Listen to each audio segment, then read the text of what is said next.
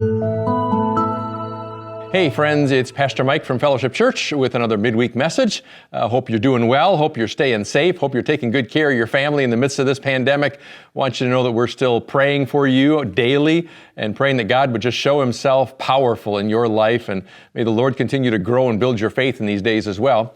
If you're a part of the Fellowship worshiping family, meaning whether you're here in person or watching us online, you know that we're working our way through a series right now focusing on the biblical character of Elijah. He's an Old Testament character, a prophet, and we've been studying Elijah, not so that we can learn more about Elijah, but really so we can learn more about God and who God is and how God works. Well, one of the passages that we won't have a chance to cover, I thought I'd share with you a little bit today. Elijah has a friend named Elisha. In fact, Elijah kind of passes on the baton to his friend Elisha. And there's a great story in 2 Kings 3 about how God provides and provides through Elisha. There was a time when a number of kings, meaning a number of nations, went off to war against the nation that had been picking on them, like the bully on the block.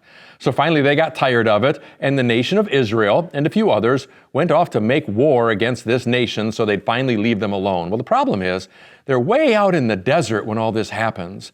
And these nations that are going to war, they travel a few days into the desert and then they're thirsty and they're running out of water, and they're not even sure if they'll be prepared to fight when the war actually begins because they're all dying of thirst.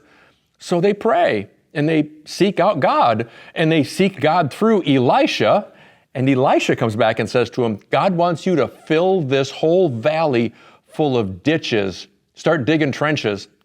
God wants you to fill this entire valley full of trenches, and in the morning, the trenches will be filled with water. So imagine the commander of the armed forces going to the soldiers and saying, hey, anybody got a shovel?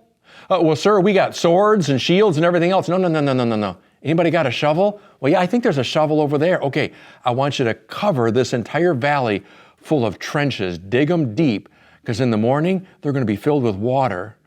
Can you imagine the look on some of the soldiers' faces when he said that? Well, sure enough, they filled that valley full of trenches, one after another after another.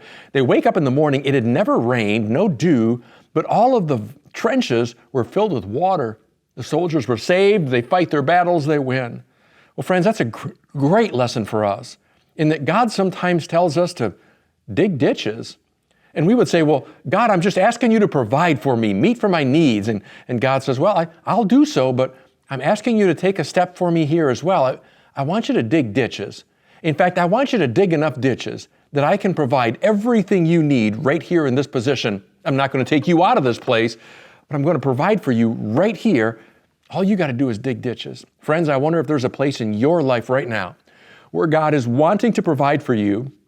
God says, I want you to trust me in faith and believe in me. What I need from you right now is to just start digging ditches. You may have a relationship. It may be a situation with financial provision, whatever it may be, where God says, just dig the ditches and I'll fill them.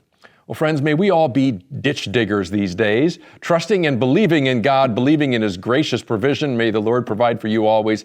Stay safe again. Know that we love you and we care for you. Looking forward to seeing you all soon. God bless. Have a great week.